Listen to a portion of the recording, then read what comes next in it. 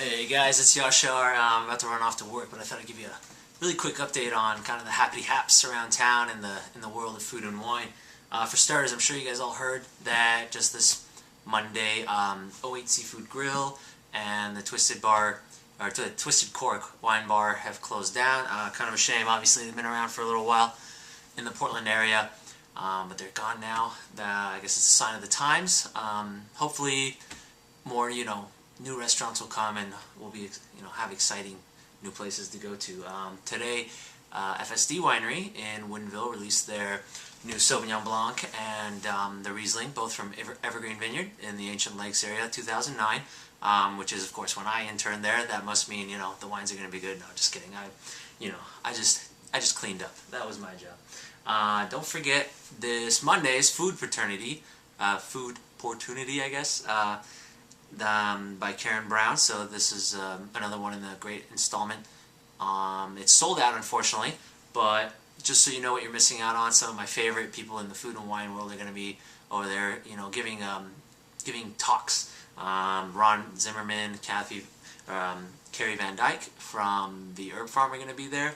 Tom Douglas, of course, Brian Canlis of Canlis Restaurant, Robin Leventhal from previously the owner of Crave and chef of Crave, who was on Top Chef.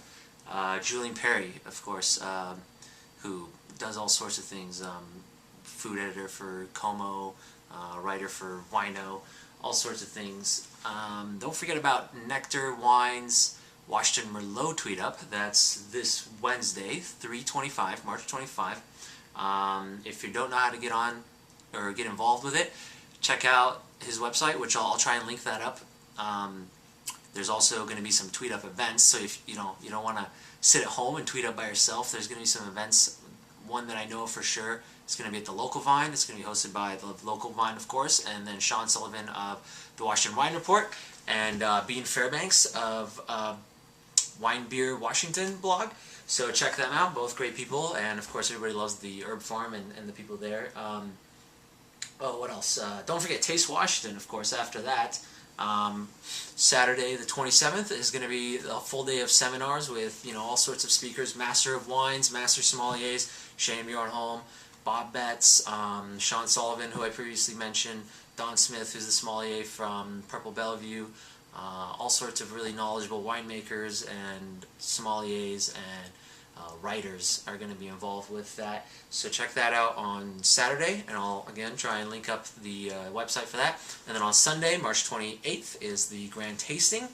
So there's going to be 200 wineries or something, I think, and I don't know, 50 restaurants or something like that, including Sea Star, of course. Chef John Howie will be there, so you don't want to miss those.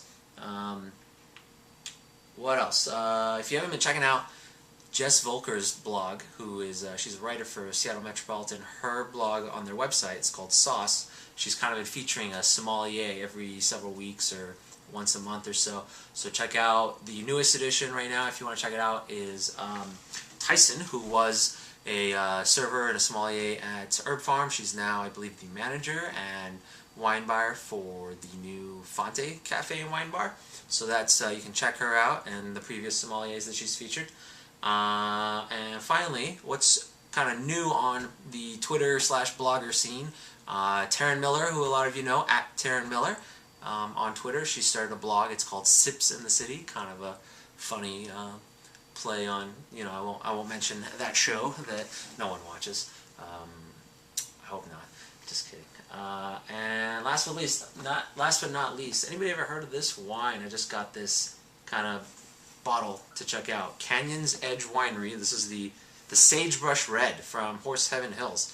I'm going to taste it, see what I think. It's an affordable wine. Might be great. Might be so-so. I'm sure it'll be all right. And that kind of brings me to something I was going to say. Horse Heaven Hills. That's an AVA in Washington that's just sort of recently gotten on my radar. Of course, I mean, it's been around for a long time. I'm sure we've all heard the name, but I don't feel like we buy a lot of wines or drink a lot of wines from that area. So what are your thoughts? What have you guys had any wines from Horse Heaven Hills, the 3H, that you think are really good, that you liked? Let me know. Post them, just make comments to this video. Reply to them. Let's get a conversation going, because I'd love to try some out. I know, for example, I just became aware that the Singleberry Select that Saint Michelle makes, the Eroica dessert wine, the late harvest. I believe that comes all or at least mostly from the Horseheaven Hills area. You know, of course, Alexandra Nicole. That's on Twitter, ANC at ANC Wines, I believe. Their Destiny Ridge Vineyard, which is their estate vineyard that all their wines come off of. That's in Horseheaven Hills. What else is there? What do you like? Let me know. Tweet about it. Let's actually, yeah, let's start a hashtag. That's a great idea. So do, you know, pound HHH, pound 3 H's, or let's do pound HHH wine. Okay, let's do that. Pound HHH wine. So let's start a hashtag and see if we can get some buzz about Horseheaven Hills. I'm curious to try some. I'm not promoting it, but I don't know a whole lot about it. So you tell me what you think is good. All right, that's it for today. I'm gonna go off to work and I'm gonna monger some wine, I think. Thanks, guys.